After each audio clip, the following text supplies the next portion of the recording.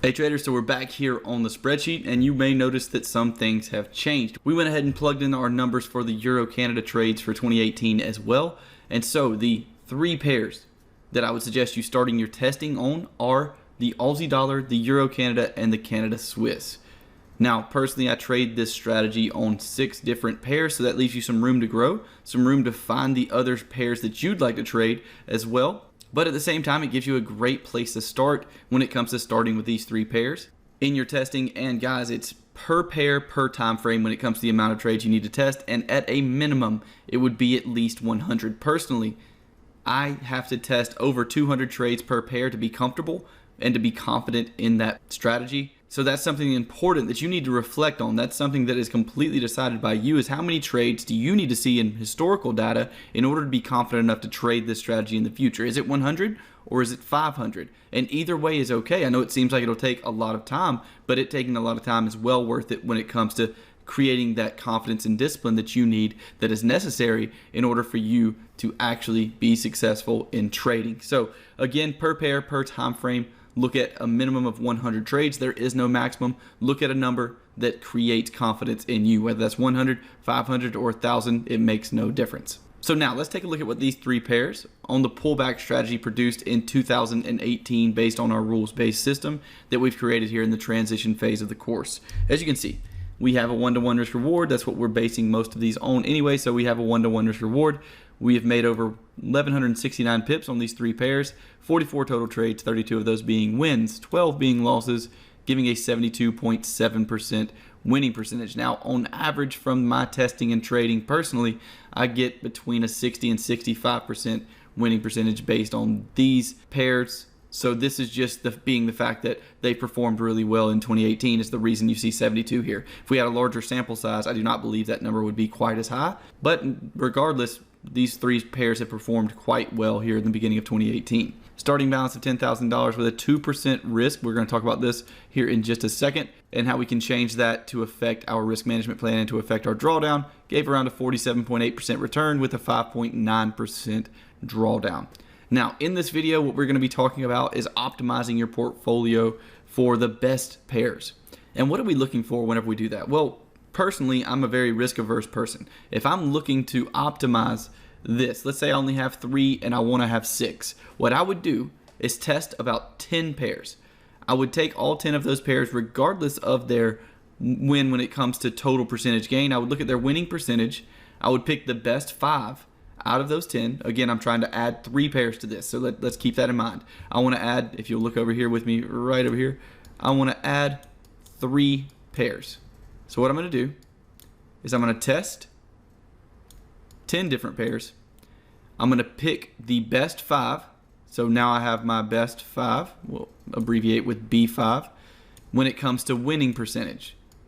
I want these 5 to be somewhere around 60 to 70% when it comes to their winning percentage using this strategy. And then I take those 5 and plug them in separately with my 3 that I already have. What I'm looking for when I'm plugging these in separately is this drawdown number. I want my max drawdown to either stay the same while I have a increase in my equity return, or my max drawdown to get even lower while I have an increase in my equity return.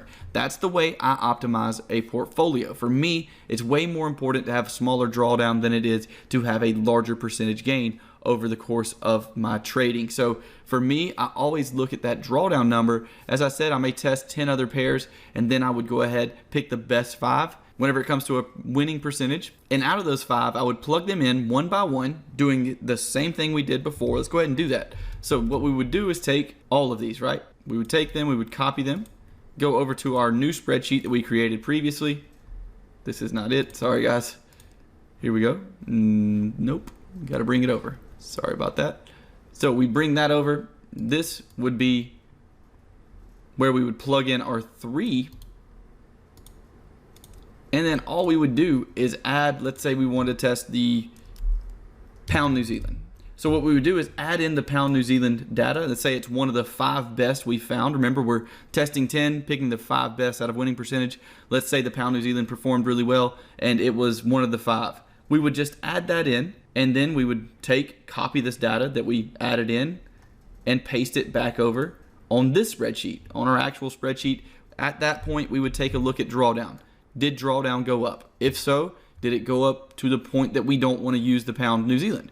That's a pretty simple process, right? If this drawdown goes from 5% to 10%, then I'm not going to be using the pound New Zealand. That's not something I'm comfortable with. I'm not comfortable raising my drawdown by 5% just to get a little extra equity return. Now, if my equity return went to 100% while my drawdown went to 10, that's something that I may be comfortable with. So as you can see, this is a highly personal decision. This isn't something I can tell you the exact numbers to look for. And there's also no set in stone rules for how you manage your portfolio, for how you actually optimize your own portfolio. These are just some of the things that I look out for. So personally, if the pound New Zealand gave me, let's say, a 1% increase in max drawdown, let's say this number went to 6.9% or a 7% drawdown overall, but I gained an extra 20% when it comes to equity return. So then I'd have a 7% drawdown with a 67, or let's just call it a 70% equity return. That's something I would be okay with. So as you can see, what I'm looking for is pairs that do not raise my max drawdown a very large amount at all, yet give me a pretty nice increase when it comes to my total percentage gain. So I would do that with the pound New Zealand. And then if I wanted to be trading 6 pairs, I would do that with the other 4 top pairs. Remember, we were looking at 5 top pairs when it comes to winning percentage. I would do the same thing with the other 4. I would take and put them in one by one, and each time, if they raised my max drawdown to a point that I was uncomfortable with, I would discount that pair. If they raised my max drawdown to a point I was comfortable with while giving me more percentage gain, again, something that I'm comfortable with, then I would pick that pair and leave it in my portfolio. And that would be the way to optimize a portfolio. We would do it the same way that we just looked at. We'd take all this data, put it into a brand new sheet, add our new data, our new tested data from those top 5 pairs one by one, and see how that affects the drawdown and the total percentage gain. And we would base our portfolio, based our optimization on those 2 figures. So this is something that a lot of traders talk about on free outlets like YouTube. And surprisingly, after taking a lot of Forex courses myself, I realized that no one actually talks about how to do this. No one actually talks about the way of optimizing a portfolio, which is an extremely important part of trading. It's very important to optimize your portfolio to give you the best chance when it comes to a drawdown that's within your comfort level, and to give you the highest equity return on the pairs you decide to trade.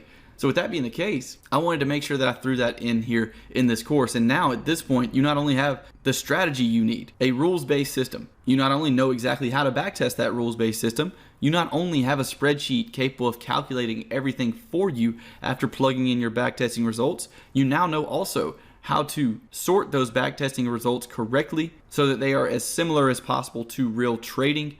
And now you know how to optimize for the best pairs. Guys, we're getting close. We're getting close to you being able to take this strategy and create your own trading plan around it, which is something we're going to do in the next few videos. Next up, directly after this, now that we know how to optimize the trading strategy, after you have optimized your pairs, the next thing you're going to want to do is create a risk management plan based around those optimized pairs. So in the next video, we'll talk about the aspects of a risk management plan. There's no way for me to actually tell you what your risk should be, because again, guys, some of this stuff is extremely personal. Some of this is very, very personalized, and there's no way I can know your risk tolerance, nor do I know your specific financial situation. That's something you have to assess. And if you're confused about any of that, or about how much risk you should take per trade or risk capital in general, then I would suggest 1, doing a lot of research on risk capital, doing a lot of research on risk management. 2, seek help from a licensed professional financial advisor. I am not one of those guys. I'm not a licensed